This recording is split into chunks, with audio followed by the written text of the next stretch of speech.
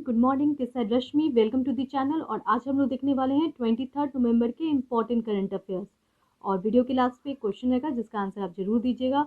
उसके अलावा मेरे चैनल पे अगर आप यूपीएससी, यूपीपीसीएस, बीपीएससी जैसे एग्जाम्स की तैयारी कर रहे हैं तो उसके वीडियोस अवेलेबल है, जिसके लिंक मैं डिस्क्रिप्शन बॉक्स में डाल दूंगी, तो प्लीज़ देख लीजिएगा।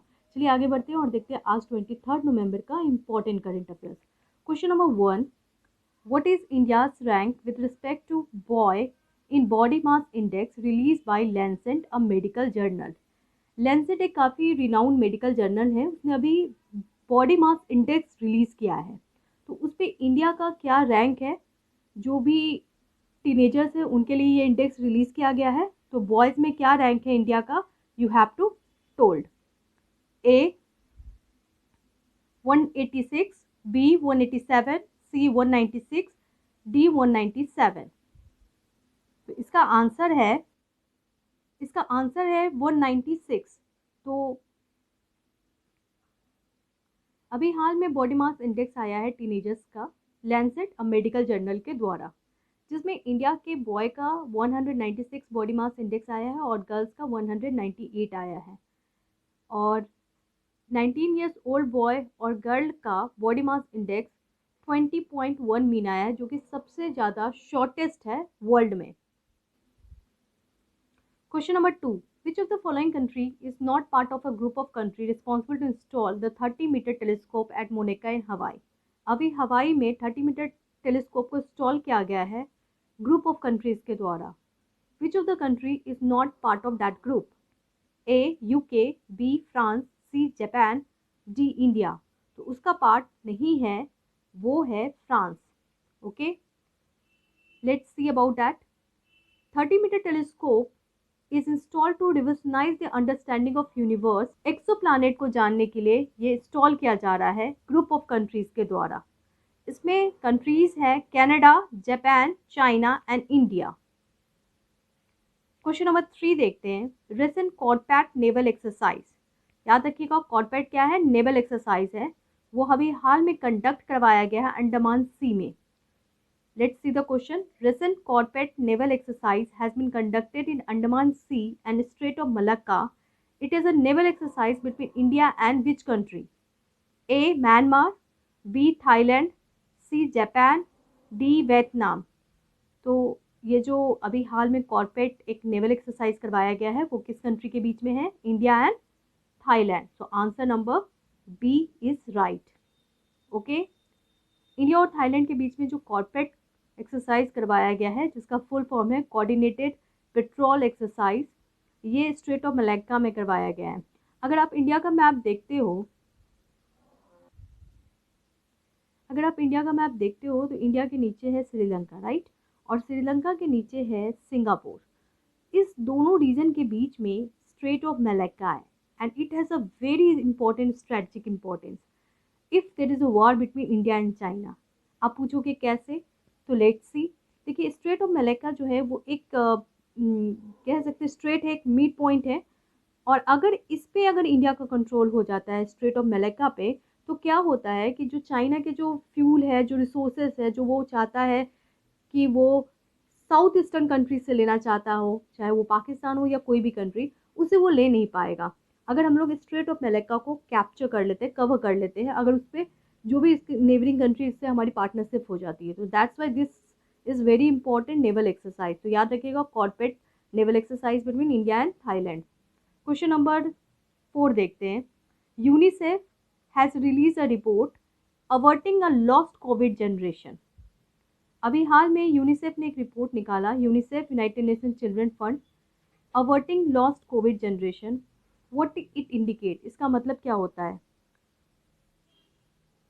ए, it highlights the growing consequences of COVID-19 on children. B, how COVID-19 impact their education. C, it highlights COVID-19 adverse impact on education. D, none of the above। तो अभी हाल में रिपोर्ट आया है यूनिसेफ के द्वारा, उसमें बोला गया है कि कोविड-19 जो भी चिल्ड्रन हैं उन पे क्या इम्पैक्ट किया है, उस पर देखा गया है। और इसमें ये हाईलाइट किया गया है कि कोविड-19 से किस तरह से जो चिल्ड्रन की ग्रोथ है उसको रोका गया है। तो इसका आंसर होगा option number A, it highlight the growing consequences of कोविड-19 on children. Okay,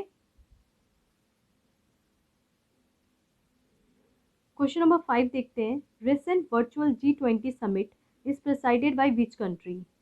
A South America, B Brazil, C Saudi Arabia, D India. अभी हाल में G20 मीट हुआ है जो कि वर्चुअल समिट हुआ है, उसको प्रेसाइड किए हैं सऊदी अरेबिया ने। Option number C is right.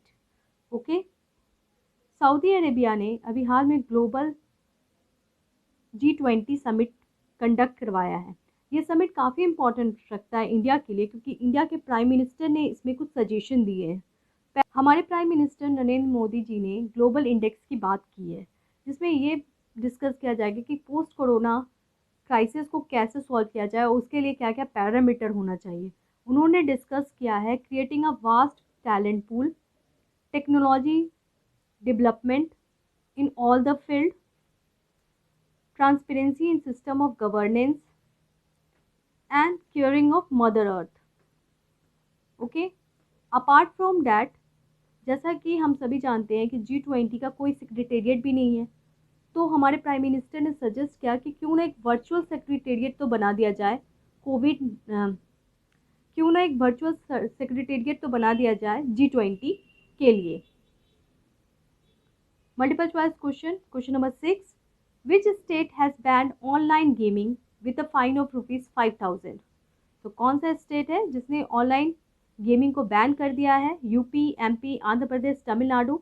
The answer is D, Tamil Nadu. Okay, Tamil Nadu में बैन कर दिया गया है, और अगर कोई गेम खेलता है ऑनलाइन तो उसको 6 मंथ की सज़ा दी जाएगी, jail imprisonment plus ₹5,000 fine. Question number 7, what is the rank of India in the world to have independent regional satellite system recognized by International Maritime Organization? Really आपको बहुत प्राउड फील होगा, IMO का भी report आया, international Maritime organisation, और उसमें India का rank जो है वो आया है क्या, ये क्वेश्चन पूछा जा रहा है। तो क्वेश्चन का आंसर पहले दे दीजिए, ए, थर्ड, फोर्थ, फिफ्थ, सिक्स्थ। तो अभी हाल में IMO का रिपोर्ट आया और इंडिया का इसमें रैंक आया है फोर्थ। तो option number B is correct. IMO जो है इंटरनेशनल मैरीटाइम ऑर्गेनाइजेशन है, इसने टॉप 4 कंट्रीज के का नाम बताया जो कि on the basis of navigation of shipping. Okay, तो ये जो 4 कंट्रीज है वो कौन है टॉप? तो टॉप में है USA, जिसका GPS we all know that काफ़ी रिनाउंड नेविगेशन सिस्टम है। दूसरा है रशिया का ग्लोनास, तीसरा है चाइना का ब्योदियो, और चौथा है इंडिया का IRNSS यानी Indian regional navigation satellite system. चलिए देखते हैं क्वेश्चन नंबर 8, हर घर नल योजना started at A Andhra Pradesh, B Madhya Pradesh, C Uttar Pradesh, D Orissa. तो हर घर नल योजना स्टार्ट किया गया है अभी हाल में उत्तर प्रदेश के 2 डिस्ट्रिक्ट में, एक है मिर्ज़ापुर और दूसरा है सोनभद्र। इस दोनों डिस्ट्रिक्ट में अभी हाल में हर घर नल योजना स्टार्ट किया गया है, और अबाउट 5,500 करोड़ रुपीस इस पर खर्च किए जा रहे हैं। तो ये योजना काफ़ी इंपॉर्टेंट है। क्वेश्चन नंबर 9 देखते हैं, विच organisation has come up with hello initiative to combat misinformation about कोविड-19 वैक्सीन? कोविड-19 वैक्सीन आ रहा है और इसलिए इसके बहुत ही रिनाउंड कंपनी है, जैसा कि मैंने बताया था पुराने वीडियो में, फाइजर और मोडर्ना दोनों ही कोविड-19 वैक्सीन लेकर आ रहे हैं। तो वैक्सीन जब आता है तो उसके रिलेटेड मिस इन्फॉर्मेशन भी काफ़ी ज़्यादा जिसको फेक न्यूज़ कह सकते हैं, तो वो भी बढ़ सकता है। इसीलिए एक पर्टिकुलर ऑर्गेनाइजेशन ने हेलो इनिशिएटिव स्टार्ट किया है। तो क्वेश्चन पूछ रहा है, which organisation has come up with hello initiative? A IMF, B WHO, C world bank, D UN। तो इसका आंसर है D UN, United Nation has come up with hello initiative to combat misinformation about कोविड-19 vaccine. अभी हाल में सतत scheme काफ़ी news में था, वो किस मिनिस्ट्री से रिलेटेड है? Ministry of shipping, ministry of environment, ministry of petroleum and natural gas, ministry of earth science. SATAT scheme जो है वो रिलेटेड है ministry of petroleum and natural gas. So option number C is correct. SATAT scheme के बारे में थोड़ा सा जानते हैं। सतत स्कीम का फुल फॉर्म है sustainable alternative toward affordable transportation, यानी ट्रांसपोर्टेशन में alternative renewable source of energy का इस्तेमाल करना। और इसी स्कीम के अंतर्गत अभी हाल में गवर्नमेंट ऑफ इंडिया ने मेमोरेंडम ऑफ अंडरस्टैंडिंग साइन की है ऑयल कंपनीज के साथ to set up biogas plant. Okay, और याद रखिए ये स्कीम कब आया था, सतत स्कीम, तो ये स्कीम आया था 2018 में।